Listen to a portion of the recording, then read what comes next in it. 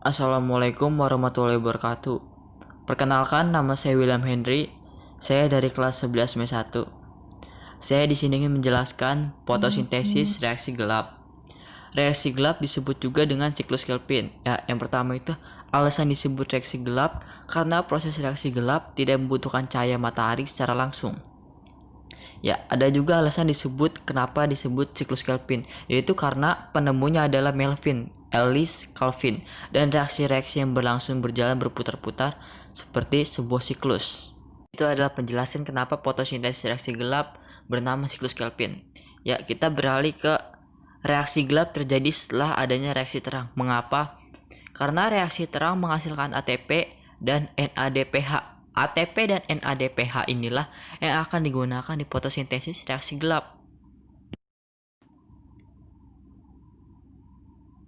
Jadi, reaksi gelap merupakan proses masuknya ion karbon dalam bentuk CO2 yang menghasilkan output berupa gula. Siklus ini menggunakan ATP dan NADPH sebagai pembentukan gula. Gula hasil langsung dari reaksi ini bukanlah glukosa, melainkan senyawa glyceraldehyde 3-fosfat atau disebutnya G3P. Ya, kita bisa melihat di sini perbedaan dari reaksi terang dan reaksi gelap. Reaksi terang menggunakan gerana tungkan tilakoid, sedangkan reaksi gelap menggunakan stroma. Merupakan salah satu perbedaan reaksi gelap dan reaksi terang. Selanjutnya, reaksi gelap terjadi dalam 3 tahapan, yaitu tahap 1 fiksasi, tahap 2 reduksi, dan tahap 3 regenerasi. Ya, Anda bisa melihat sendiri kalian semua, ini adalah tahap 1 yaitu tahap fiksasi. Saya juga kurang mengerti gimana cara ngertiinnya, cuman ini adalah tahap 1. Yang pertama itu dari ribulosa bifosfat yaitu RBP. Ada 3 ya. Saya juga kurang mengerti. Anda bisa lihat sendiri video ini dan mengerti sendiri. Ini adalah tahap-tahap dari tahap 1 fiksasi, tahap 2 dan sampai tahap 3 selesai.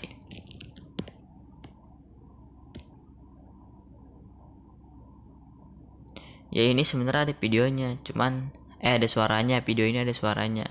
Cuman karena saya nggak ngerti jadi saya nggak bisa jelasin aja. Nah, langsung masuk ke tahap 2 yaitu reduksi.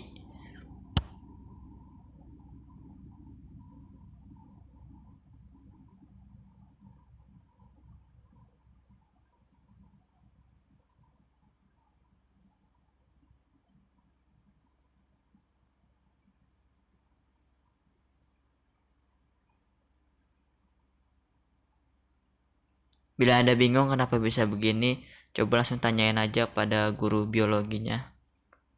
Karena waktu itu juga sudah pernah dijelasin, cuman saya nggak ngudeng aja.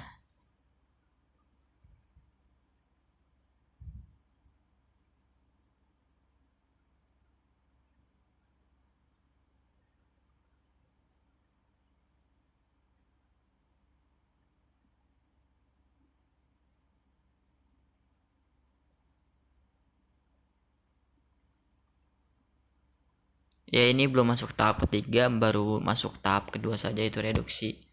Nah, ini baru masuk nih tahap ketiga yaitu regenerasi.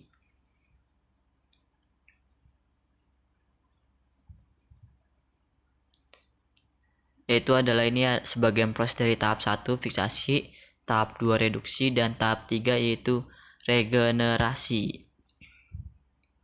Yaitu adalah siklus Kelvin. Ada 9 ATP. Jadi alasan kenapa kita butuh oksigen adalah pernapasan manusia termasuk katabolisme. Katabolisme adalah pemecahan senyawa kompleks menjadi senyawa sederhana. Jadi fotosintesis termasuk anabolisme. Anabolisme adalah pemecahan senyawa sederhana menjadi senyawa kompleks. Ya, bisa dibilang katabolisme dan anabolisme itu berlawanan. Jadi kesimpulannya, sehingga mengapa tumbuh membutuhkan CO2 adalah untuk merubah karbon tersebut menjadi bahan organik yaitu gula. Itulah hasil dari penjelasan saya. Terima kasih. Apabila ada salah kata, mohon maaf. Wassalamualaikum warahmatullahi wabarakatuh.